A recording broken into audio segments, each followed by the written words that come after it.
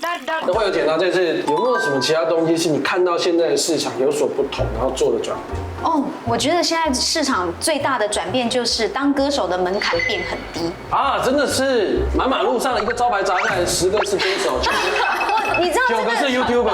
这件事情我真的有一点难过。对，因为以前我印象当中，我们还没入行，我们的童年的时候，以前当歌手要考歌星证，当演员要考演员证，对不对？现在没有什么正不正这件事情，你自己觉得自己很正就好了。因为以前要录唱片好难的，因为那个以前如果是录那个盘带的话，那个好贵嘛，而且那个也不能修。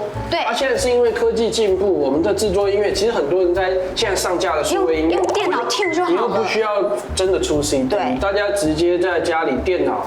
就是技术上困难度降低很多。对。那以前当然，如果要发专辑，你好像就是真的要签到一个公司。那公司甄选人，他找新人也没有说像现在的歌唱比赛那么好找，或者网络上面看直接开始对看人家 YouTube。所以真的是很难。我记得以前小时候也是会觉得说，哇，能够开演唱会，真的好厉害，因为全部唱现场，那个现场不是只有你的体能各方面，你真的表演张力也要很强，撑那么久。没错，那以前还没那么多特效，以前也不能串不进去现场，没办法，所以我觉得以前的门槛很高，那我们算是一个唱片跨到数位的一个交界期。我觉得差别的好处是什么？以前我们这样唱歌就变成稳扎稳打的练功，对，以前是不能调音的，你走音你真的，然后你的 pitch 不准，或者是某个音高特别高，你非得要唱到不可，就是要逼死自己，就是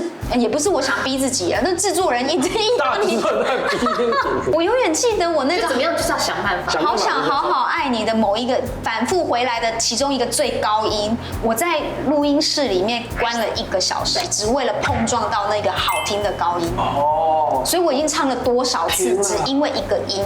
对啊，我之前在录那个音道，我在录《夜太黑》的时候，里面有一段，因为字很密，然后呢，他要求一定要唱的时候也还是要很清晰，这些每个字就不能够糊在一起，所以我也是为了唱“不遇人知的泪”这6个字唱了1个小时。哇，你这么清楚的，你想想看，那1个小时有多折磨？对啊，而且很挫折。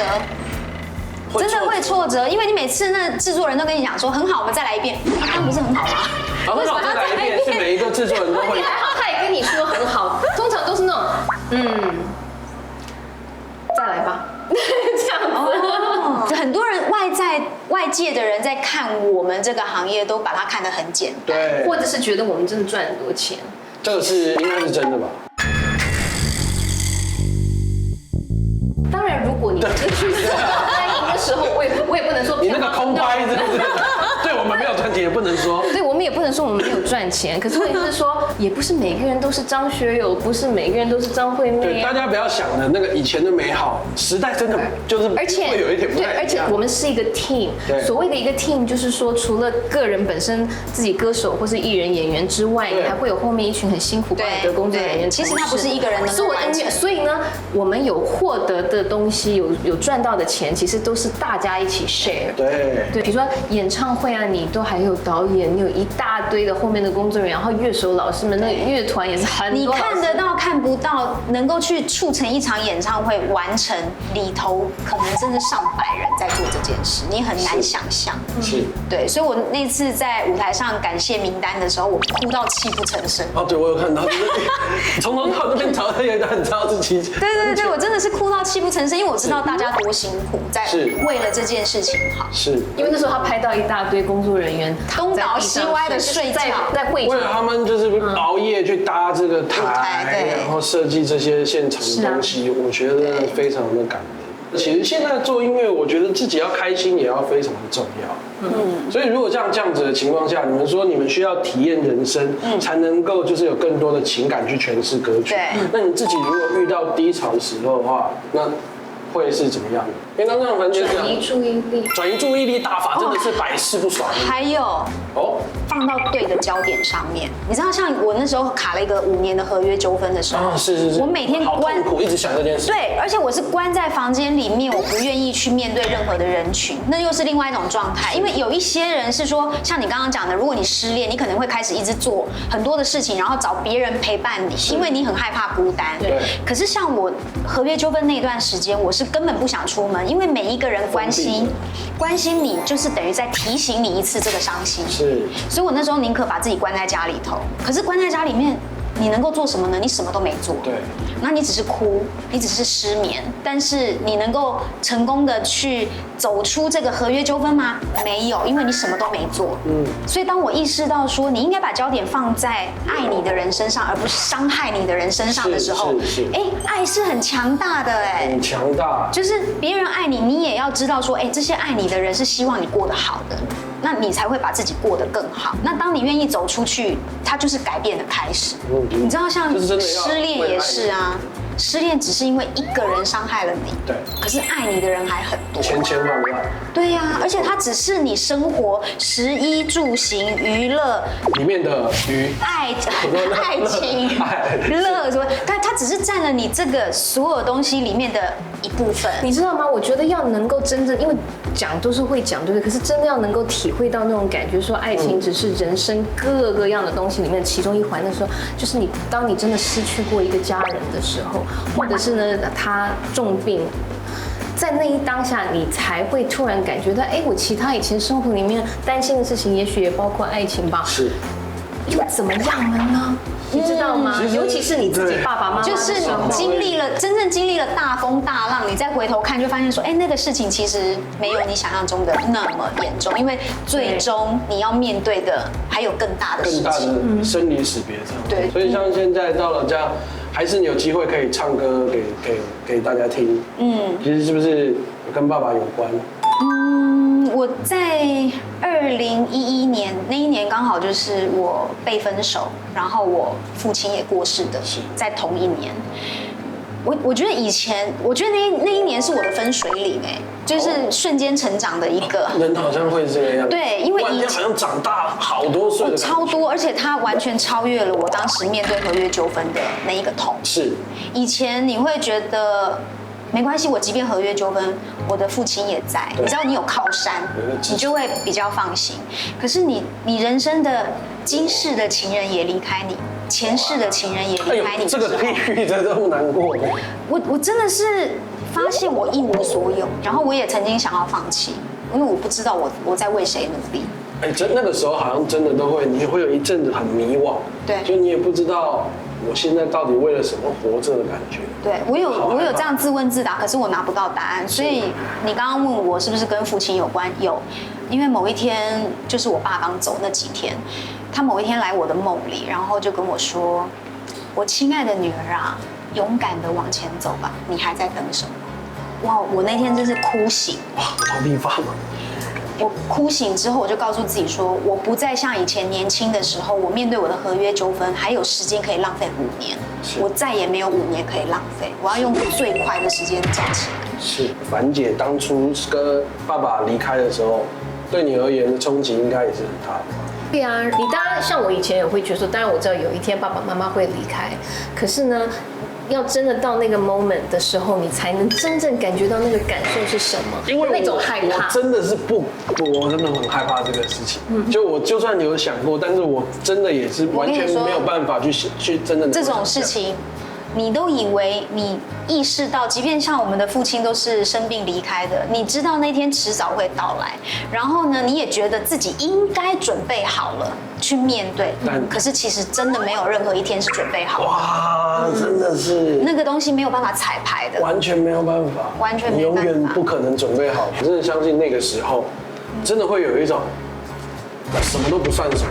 就我已经，所以刚刚 Freya 讲得很好，你的生命当中，当你失去一个很重要的亲人的时候，你再回头去看，都不是事啊。对，你的日子还在进行，还在往前走的时候，它就不是结局，它还没有到终点。是。那不管是失恋也好，还是说你失业也好，是，它都只是你人生的其中一个经验。你会有机会跟时间可以再站起来，因为你的人生还没有到终点。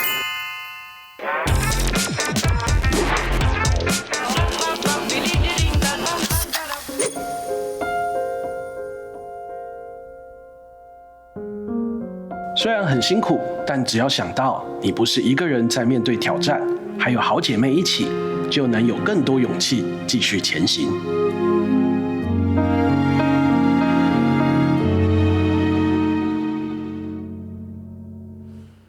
你想去哪里，却在哪里？想和谁同行？为何迟疑？关于幸福所有定义，明明你比谁都努力，但人生反而越来越像困境。心在夜里静静哭的你，谈笑风生人人爱的你，怕孤单的你，不爱输的你，你最想拥抱那个自己，千千万个你，用来满足千万种期许，还能留下谁来放在心底陪你？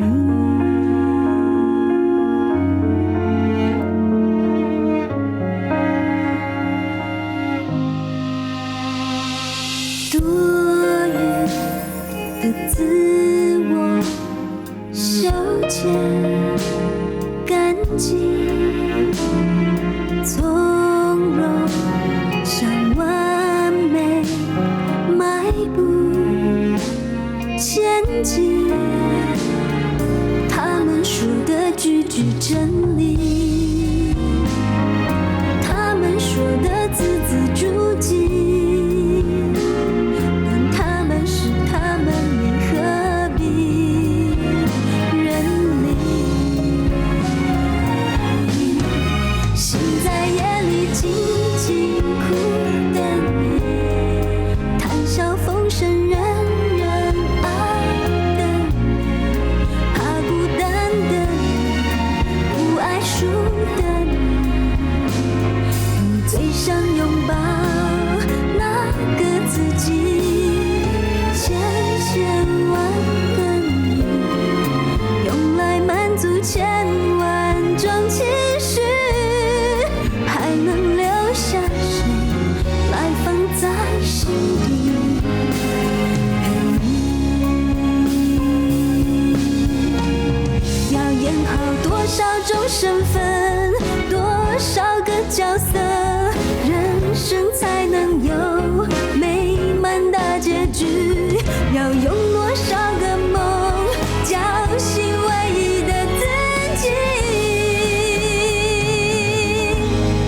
心在夜里静静哭的你，谈笑风生人人爱的你，怕孤单的你，不爱输的你，你最想拥抱那个自己，千千万个你，用来满足千万种期许，还能留下谁来放在心底陪你？留下最爱的自己。